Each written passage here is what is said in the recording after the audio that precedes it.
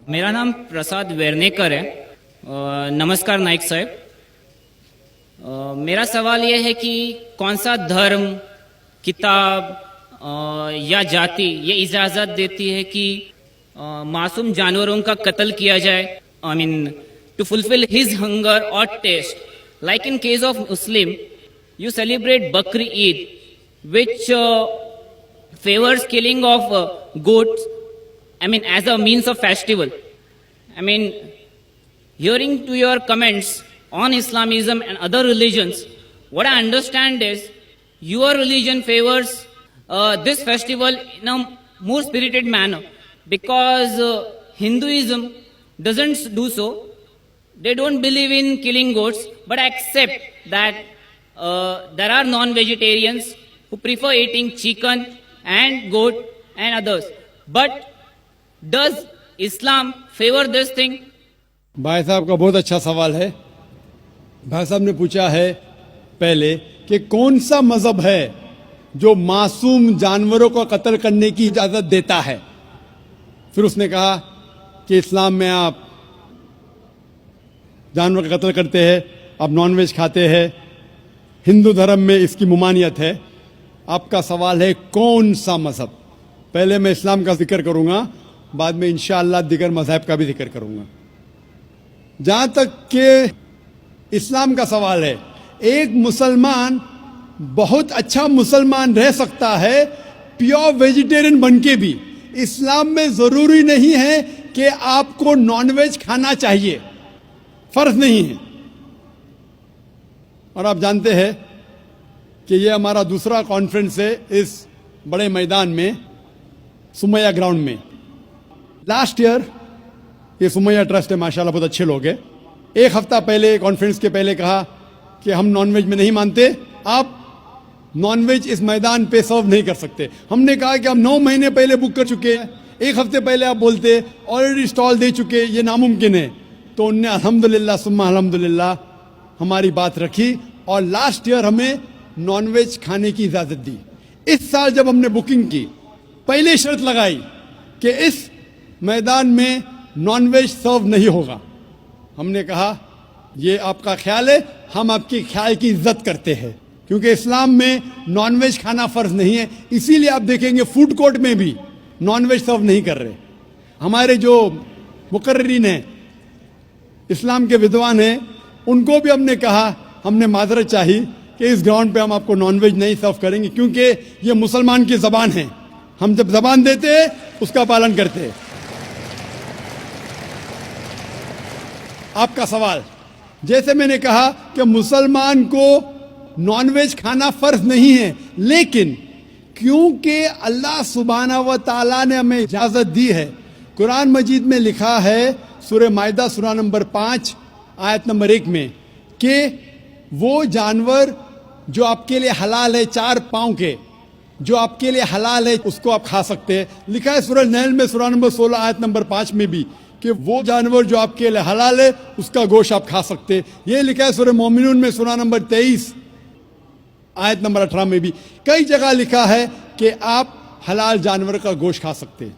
जब कुरान मजीद में हमारे खालिक, हमारा रब, हमारा अल्लाह सुब्हानहू व तआला परमिशन देता है तो हम क्यों ना खाएं। आज की साइंस ये कहती है कि वेजिटेबल्स में टोटल प्रोटीन नहीं है। हमारा जो जिस्म है, इंसानी जिस्म, इसके अंदर 8 अमाइनो एसिड्स नहीं बनते।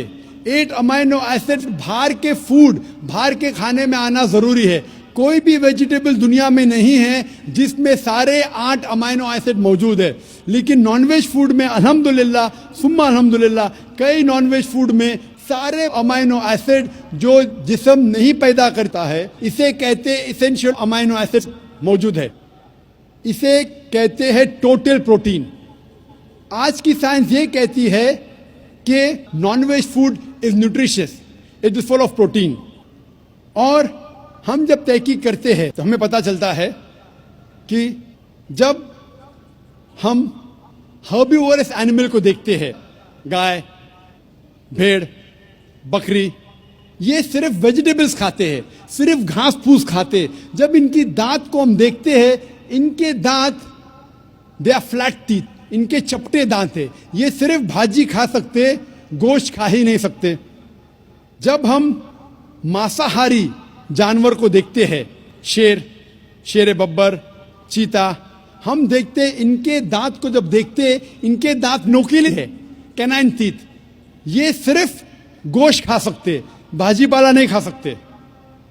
लेकिन जब हम इंसान के दांत, आप अगर जाएंगे मिरर में देखेंगे, आईने में अपने दांत, मैं देखूंगा अपने दांत, तो पता लगता है कि खुदा ने हमें चपटे दांत दिए, फ्लैट टीथ, उसके साथ साथ नोकीले दांत दिए, herbivorous teeth and carnivorous teeth. अगर ईश्वर चाहता था कि सिर्फ मैं भाजी पाला खाऊं, तो ये नोकीले दांत क्यों दिए? गोश्त खाने के लिए। आज की साइंस कहती है डाइजेस्टिव सिस्टम जो है, जो शाकाहारी जानवर के डाइजेस्टिव सिस्टम है, वो सिर्फ वेजिटेबल्स डाइजेस्ट कर सकते हैं, भाजी पाला, गोश्त को डाइजेस्ट नहीं कर सकते। लेकिन जो कार्निवोरस एनिमल्स है, कार्निवोरस जानवर है, लायन, टाइगर, लेपर्ड, वो सिर्फ गोश्त को डाइजेस्ट कर सकते, भाजी पाला डाइजेस्ट नहीं कर सकते। इंसान का डाइजेस्टिव सिस्टम है, इसमें स्मॉल इंटेस्टाइन है, इसमें लार्ज इंटेस्टाइन है, ये भाजी पाला भी डाइजेस्ट कर सकती है, गोश्त भी डाइजेस्ट कर सकती है। अगर खुदा चाहते थे कि सिर्फ हम भाजी पाला खाए, तो नॉनवेज फ्लैश डाइजेस्ट करने का डाइजेस्टिव सिस्टम क्यों दिया? क्योंकि हम फ्लैश खा सके, गोश्त खा सके। बहुत से गैर मुसलमानों को ये गलत फहमी है कि उनके मजहब में गोश्त खाना हराम है, और कई हिंदू समझते हैं कि उनके मजहब में लिखा है कि गोश्त खाना हराम है। और आपने कहा कि हमारे धर्म में गोश्त खाना हराम है। भाई साहब, आपको आपके धर्म का इल्म कम है, इसीलिए मैं कहता हूं कि हिंदुइज्म जानने के लिए हिंदू की तरफ मत देखिए, हिंदू ग्रंथ का मुताला कीजिए। जब आप हिंदू ग्रंथ का मुताला करते हैं, लिखा है मनुस्मृति में चैप्टर नंबर 5 श्लोक नंबर 30 में, उसमें लिखा है कि ईश्वर ने कुछ जानवर बनाए खाने के लिए और कुछ जानवर को खा जाने के लिए। God has created some animals to eat and some to be eaten. अगर आप उस जानवर को खाते हैं, जिन जानवर को खुदा ने बनाया है खा जाने के लिए, तो आप गुनाह नहीं कर रहे। If you are eating the animals who God has created to be eaten, you are not doing a sin. आगे जब पढ़ते लिखा है मनुस्मृति में चैप्टर नंबर 5 में, अध्याय नंबर 5 में, मंत्र नंबर 40 में, कि खुदा ने कुछ जानवर बनाए हैं कुर्बानी के लिए। अगर आप कुर्बानी में जानवर का कत्ल करते हैं तो आप गुनाह नहीं करते। आगे लिखा है मनुस्मृति में चैप्टर नंबर 5 मंत्र नंबर 41 में, कि जानवर का कत्ल करना, जो जानवर खाने के लिए बनाए गए हैं, वो गुनाह नहीं है। इसी तरीके से कई जगह वेद में लिखा है कि ऋषि गोश्त खाते थे, जानवर को खाते थे। वक्त नहीं है डिटेल में बात करने का, लेकिन अगर आप महाभारत पढ़ेंगे अनुशासन पर्व चैप्टर नंबर 88, इसके अंदर युधिष्ठिर जो पांडव का एक भाई था, वो पूछता है भीष्म से कि हम यज्ञ में, पूजा में क्या खाना दे भगवान को, ईश्वर को, ताकि हमारे पुरखों को संतुष्ट मिले। तो भीष्म कहता है युधिष्ठिर से कि आप यज्ञ में अगर भाजी पाला देंगे तो हमारे बाप दादा 1 महीने के लिए खुश रहेंगे।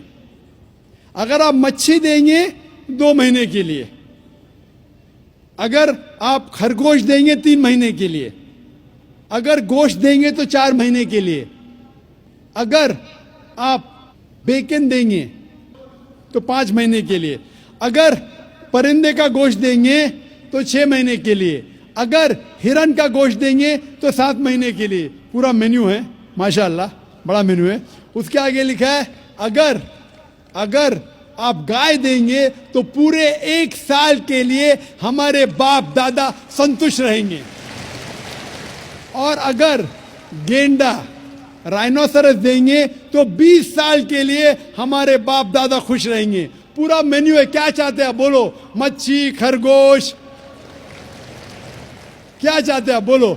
ये आपके ग्रंथ में लिखा है, मेरे ग्रंथ में नहीं। हमारे ग्रंथ में सब चीज खाने की इजाजत नहीं, सिर्फ वो चीज जो हमारे लिए हलाल है। इसी तरीके से बाइबल में भी लिखा है आप गोश्त खा सकते, अक्सर धर्म की किताबों में लिखा है कि आप गोश्त खा सकते हैं। आप मेरा अगर एक डिबेट देखेंगे जिसका मौजू था, is eating non vegetarian food permitted और prohibited for a human being, क्या इंसान के लिए गोश्त खाना हलाल है या हराम है। और मैंने डिबेट किया था एक जैन के साथ जिसका नाम था रश्मिबाई झवेरी। वो इंडियन वेजिटेरियन कांग्रेस का सदर था, प्रेसिडेंट था। वो दुनिया भर घूमता है बताने के लिए कि नॉनवेज हराम है, और उसने मुझे चैलेंज किया। मैंने कहा भाई आपस में बैठ के बात करेंगे, नहीं नहीं पब्लिक में चैलेंज किया, डिबेट करेंगे। मैंने कहा अच्छा आ बेल मुझे मार। तो मैंने कहा ठीक है भाई पब्लिक में। बोला मैं लोग को लेके आऊंगा। मैं बोला लेके आओ। तो पाटकर हॉल के अंदर 1998 में तकरीबन 10 साल पहले डिबेट किया। वो देखेंगे सारी डिटेल्स है। लेकिन हिंदू मजहब की किताब में ये लिखने के बाद कि गोश्त खा सकते, फिर भी कुछ हिंदू शाकाहारी क्यों हैं, वेजिटेरियन क्यों है, क्योंकि वो मुतासिर हो रहे थे बाकी फलसफे के साथ जिसमें कहा गया है नॉन वायलेंस। और कुछ जैन मानते कि ईटिंग नॉन वेज इज हराम, इज प्रोहिबिटेड। और हम जब पूछते क्यों जानवर का गोश्त खाना हराम है, तो वो कहते हैं कि घास और भाजी पाला के अंदर जिंदगी नहीं है, जानवरों में जिंदगी है। जब आप कोई जिंदगी लेते हैं, किसी का कत्ल करते हराम है। आज साइंस तरक्की करने के बाद पता चलता है कि वेजिटेबल्स में भी जान है, भाजी पाला में भी जान है। तो वो जरा अपनी फिलॉसफी को तब्दील करते। ठीक है हम जानते हैं कि वेजिटेबल्स में जान है, लेकिन वेजिटेबल्स डोंट फील पेन, वो दर्द को महसूस नहीं करते। जानवर दर्द को महसूस करते, इसीलिए वेजिटेबल्स खाना गुनाह नहीं है, जानवर को खाना गुनाह है। अभी साइंस तरक्की करने के बाद हमें पता लगता है कि वेजिटेबल्स को भी दर्द होता है, लेकिन ये दर्द इंसान को सुनाई नहीं देता। वेजिटेबल्स भी अफसोस करते हैं, वेजिटेबल्स भी रोते हैं, लेकिन हमें सुनाई नहीं देता। तो अभी उनका फलसफा बदल गया। वो कहते हैं अच्छा ठीक है, मानते हैं कि वेजिटेबल्स में जान है, वेजिटेबल्स को दर्द महसूस होता है, लेकिन वेजिटेबल के पास तकरीबन 3 सेंसेस है, जानवर के पास 5 सेंसेस है। इसीलिए जानवरों की जान लेना बड़ा गुनाह है बनिस्बत वेजिटेबल्स की। मैं कहता हूं सिर्फ डिबेट के तौर पे, argument, for sake of argument, मैं आपकी बात मानता हूं। क्या वेजिटेबल्स के 3 सेंसेस है और जानवर के 5 सेंसेस है। मैं उस शख्स से सवाल करता हूं कि मान लो आपका छोटा भाई गूंगा और बहरा पैदा होता है, वो सुन नहीं सकता है, बोल नहीं सकता।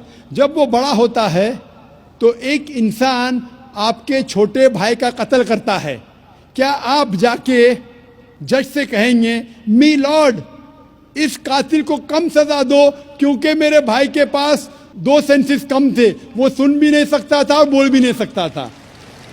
आप उल्टा कहेंगे मी लॉर्ड जज इस कातिल को डबल पनिशमेंट दो, डबल सजा दो, वो तो मेरा भाई मासूम था, बेचारा सुन भी नहीं सकता था और बोल भी नहीं सकता था।